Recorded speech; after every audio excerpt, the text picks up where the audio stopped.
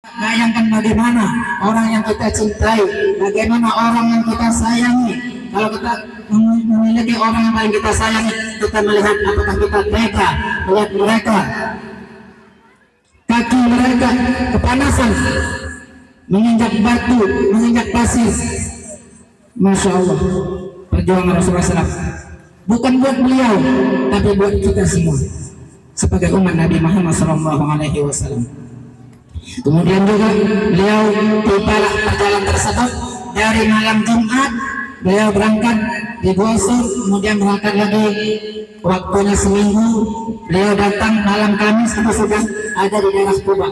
Daerah Quba tersebut beliau melaksanakan sholat di sana, dan beliau membangun masjid Quba yang pertama kali adalah di Madinah Al-Munawwarah. Namanya masih Yathrib, dan nama Madinah dulu adalah Yathrib.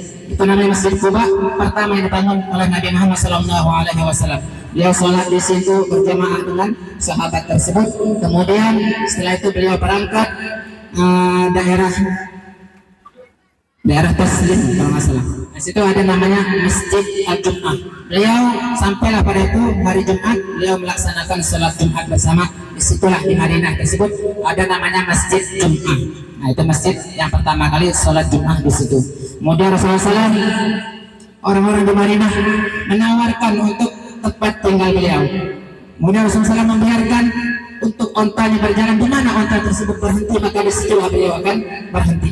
Sampailah pada suatu tempat, di situ adalah di Masjid Nabawi yang sekarang. Disitulah tempat onta tersebut berhenti. Maka Rasulullah SAW berhenti di situ. Di sampingnya kata Rasulullah, adakah rumah di sini? Beliau menanya, di situ ada rumah seorang dari sahabat Al-Ansor, namanya Al-Ansori, Masya Allah beliau. Ya. Nah, itu ada sahabat Ansor, beliau tinggal di situ bermalam-malam ya, beberapa hari. Kemudian datang Sayyidina Ali yang dari Mekah menyusul, kemudian datang Siti Aisyah, kemudian datanglah semuanya, Siti Saudah datang situ semua untuk menemui Rasulullah berkumpul di sana. Kemudian Rasulullah SAW membuat bangunan Masjid Nabawi. Ya. Beliau mengadakan semuanya, disambut di sana alhamdulillah dengan baik. Ya, makanya orang Abu Jahal kafir Quraisy itu khawatir Rasulullah SAW hijrah itu apa? Karena orang nanti banyak yang ikut kepada Nabi Muhammad SAW. Jangankan orang biasa, orang yang benci saja. Abu Jahal itu kenapa? Beliau itu sebenarnya kalau melihat Rasulullah SAW tidak pernah melihat wajahnya. Kenapa? Karena setiap orang yang melihat Rasulullah SAW bakal jatuh cinta. Maka Abu Jahal kalau melihat Rasulullah SAW memalingkan wajahnya, berpaling karena takut hatinya tersentuh. Karena saking bencinya tidak mau melihat wajah Rasulullah. Karena kalau orang sudah melihat Rasulullah SAW, maka orang bakal bahagia, bakal senang. Seperti itu. Penyambutan di Madinah, Masya Allah, disambut dengan marak sekali, dengan ramah tamah. Akhirnya beliau menempatlah di sana selama 13 tahun singkat ceritanya. Di situ banyak pelajaran-pelajaran. Pertama, mudah-mudahan dari hijrah ini kita lihat perjuangan Rasulullah SAW. Insya Allah ibu-ibu, bapak-bapak, santri-santri semuanya, santriwati, kita berhijrah mulai sejak hari ini. Pulang dari sini kita berhijrah, insya Allah. Yang biasanya kalau kita suka menghibah orang, kita hijrah, insya Allah tidak bakal menghibah orang lagi. Paling gak kuranglah sedikit-sedikit, ya. Yang biasanya kita punya penyakit hasud, iri hati, dengki sama kenikmatan-kenikmatan orang lain, insya Allah berkat maulid Nabi Muhammad SAW ini kita tidak iri lagi. Kita jaga hati kita. Karena apa? Semua ini adalah anugerah dari Allah Subhanahu wa Ta'ala. Cukup bagi Nabi Muhammad sebagai penolong kita, cukup Nabi Muhammad sebagai pensyafaat kita kelak di yaumil akhirah. Harta ada batasnya, harta sudah ada tempatnya. Kata Imam Haddad, yang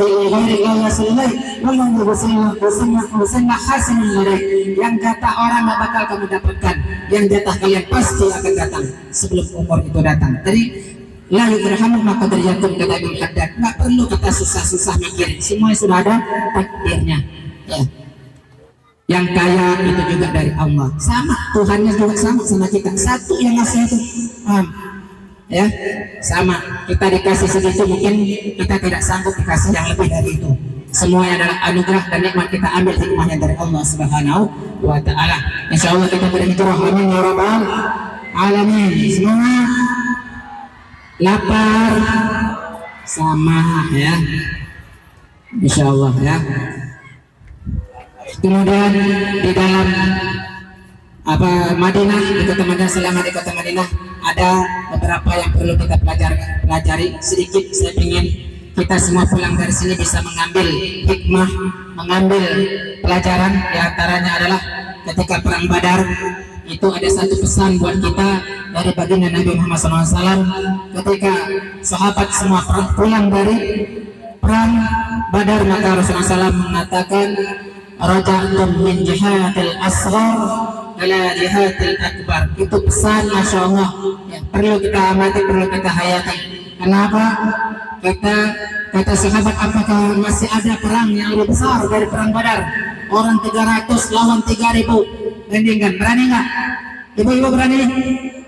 Nggak berani. Bapak-bapak? Nggak ada yang berani, apalagi yang diem ya. Nggak ada yang berani kita. 1 banding 100 1 banding 100 orang. Bayangkan perang Badar. Masih adakah kata sahabat yang lebih besar dari ini? Ada kata Rasulullah SAW, yaitu perang melawan hawa nafsu diri sendiri. Hawa nafsu yang ada dalam diri kita sendiri, itulah perang yang terbesar ya. Kemudian juga di dalam itu satu pelajaran yang terakhir adalah kita mengambil pelajaran bahwasanya di dalam perang Uhud, di situ ternyata orang-orang Muslim kalah perang tersebut. Ada hikmah tersendiri.